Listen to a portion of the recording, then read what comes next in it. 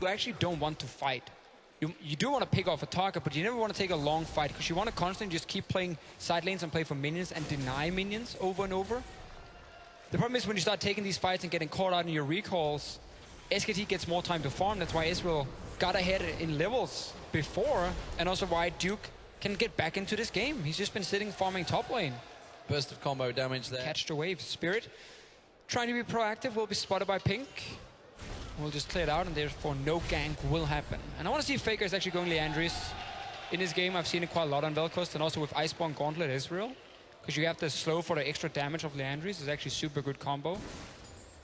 Yeah, we didn't really talk about the synergy between those two items, or the Vel'Koz with the boost there from the Iceborne Gauntlet, because getting the poke in and then being able to easily land a lot of these Vel'Koz abilities, hit that knock-up, does make it quite good to play a Vel'Koz when you have this big Kog'Maw with Ginsu's Rage Blade. That poke can hurt quite a bit as well.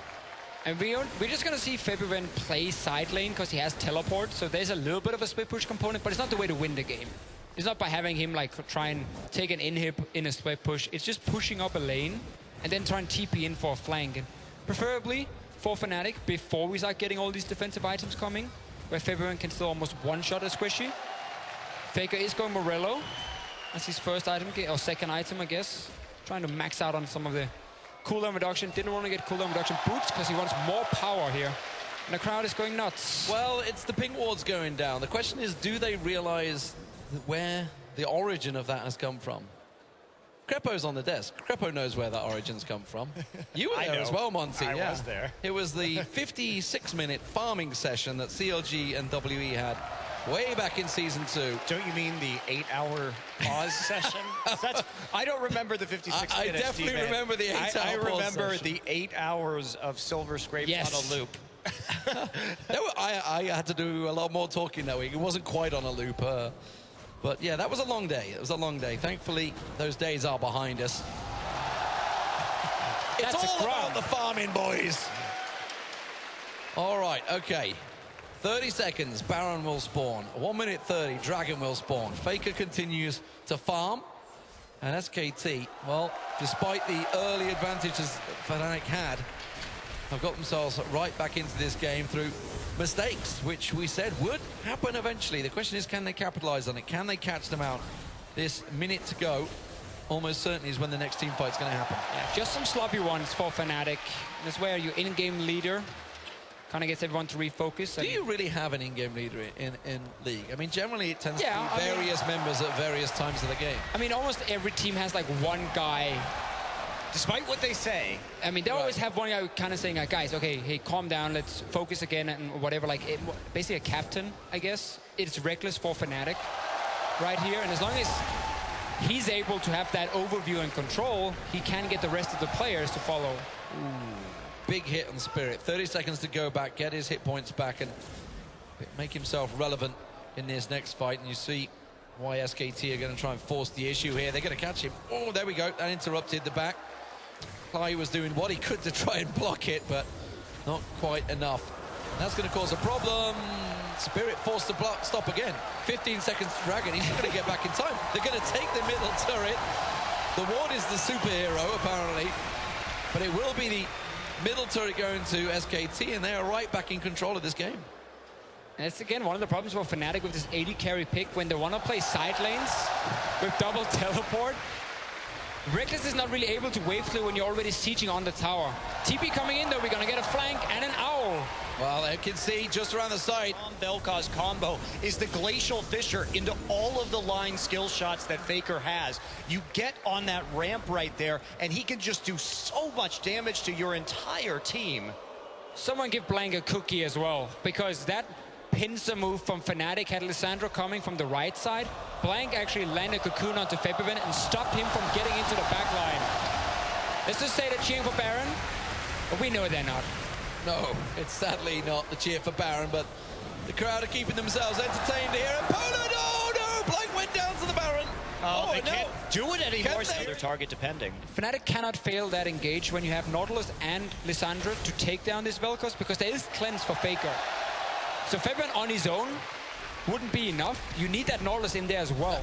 That tells me that immediately there was a call of, no, disengage, disengage. It's clearly there was something that went wrong, the call to just disengage, because surely he would have just flashed in.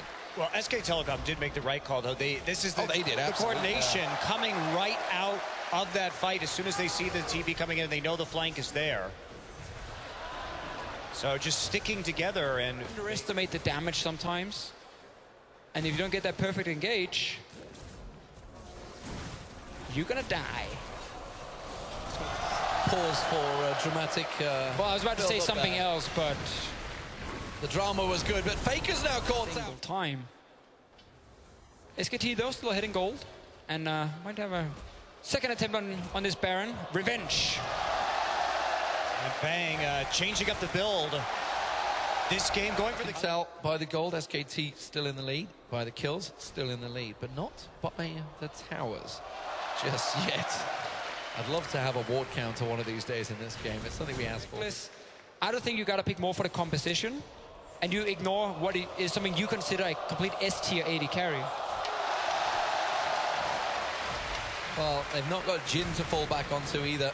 Play Lucian then. Savior.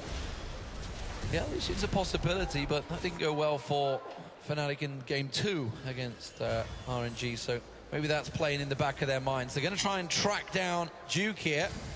Problem is they might well lose their base while this all happens, because SKT are like, fine, you can have Duke. We will take your towers. Fnatic are going to try and back away from this one, but they will lose the tier 2 turret. The question is, will they lose more? Fnatic is double T. So they do defend it. Bad call, D-Man.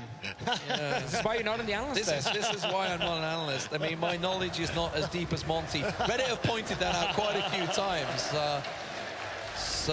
It's something I wasn't aware of, but thank you for making it clear to me. I'm going to be in a very good position to bait that again. We can see the damage that is coming through from this blue build Ezreal right now. And we should talk about the Vel'Koz itemization a little bit, because...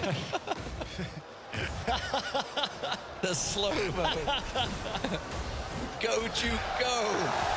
Click that call. I think it's safe to say the observers are a little bored right now. And it's easier for Duke to kill all the Fnatic members than killing that pink ward before. It took him such a long time. He's just so fed on this poppy 2 games in a row now, and there's so little Fnatic can really do against him. He didn't even die in that last fight. He was taking like 3 members.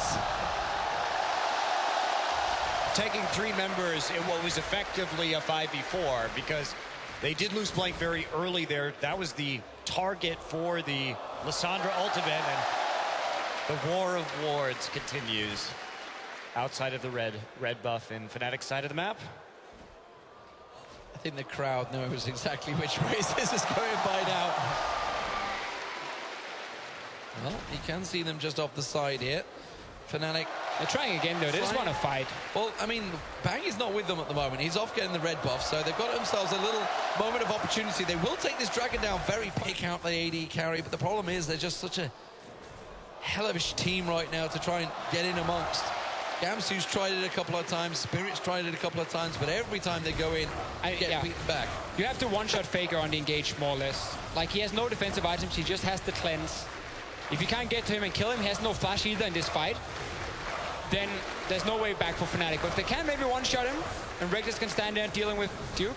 You can't discount their team fighting, even in a 4v5. Yeah, they're going to get the ace and just TP right back into the Nexus.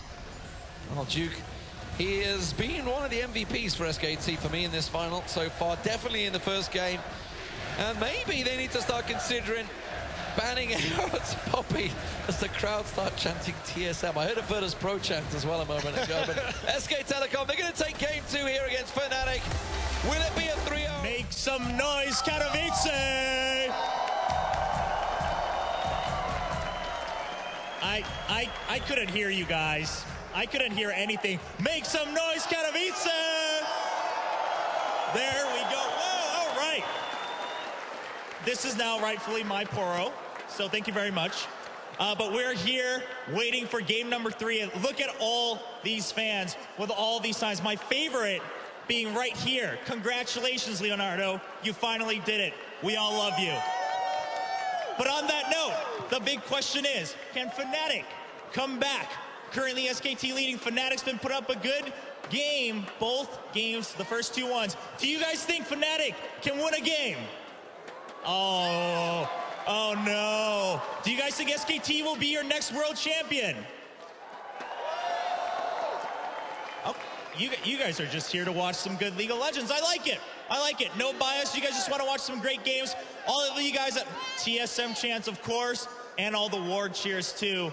History always repeats itself. Well, ladies and gentlemen, please get ready for game number 3. Tweet at us with hashtag IEM and let us know how you're enjoying the match, which could be match point right now in game number 3. And if you guys can find me in the camera, we will come back to the desk for some analysis about game number 3. Some teams just think that with this champion, they will actually gain more than with the other. So, or maybe they just feel like they're not really afraid of Reckless Kalista and they'd rather have Nidalee for them. I like that they went for Kalista Corki here instead of the Kalista Alistar, even though that's a super strong lane. I think it just sets up 2 winning lanes already for Fnatic, and that's what they need to do. Pressure early, snowball, skirmish, and see if they can take the game. Because mid-game, we've seen what SKT can do if you can get them comfortably there. So I like the approach. You see if SKT is actually going to steal away the Alistar in this rotation, or if they're fine playing into Kalistar. I mean, I just want to see the Z here and see the reverse matchup, but I don't think that's going to happen because I don't think SKT likes to just pick Z here, but... It's like a wake. Everybody here is like holding their flashes up. It's like we were holding like a little bit of a funeral of Fnatic's hopes. Guys, there's one more game to be played. Are they going to be seen on this ward right here? 5-man stacking. There is a ward. And Faker going to wrap around the side. He's going to fire a shuriken into a couple of them. Keeps eyes on him right and now. Spoiler, Monty, Mento, I was about to call you. I'll call you Monty instead. Or maybe he's fresh. So, Fnatic, okay, let's get into it. What do they want with the lanes here? Because they did well in the lane phase last time. They managed to get the rotations working well. But he's just been able to keep on rolling with that forever. So we take a slow-mo look at this crab kill, 360, no scope. A lot of mana on Febiven, so they can't deal too terribly much damage to the turret. SK Telecom just looking to catch the big wave in topside right now. Get Duke back into this game. He has fallen behind in that CS. But the fact he could join a team fight actually meant he had more value than Gamsu and he's 100 CS so far. Yeah, you can get high CS numbers, but if the enemy top lane is able to just TP in and be part of 2 kills... Speaking of people diving in, Faker fancies it on Reckless. Not quite enough damage transferred, but it pulled the ultimate out of Clyde to defend it. That is a big ult to be down when in, what, 80 seconds time, the Dragon will be spawning. Mike just going to pop over the wall, does get kicked out. So blue buff handed over to Spirit. Blank, a little bit of a blind attempt there onto the blue buff. They do deny it from going over to Febiven, so it's mission mostly successful.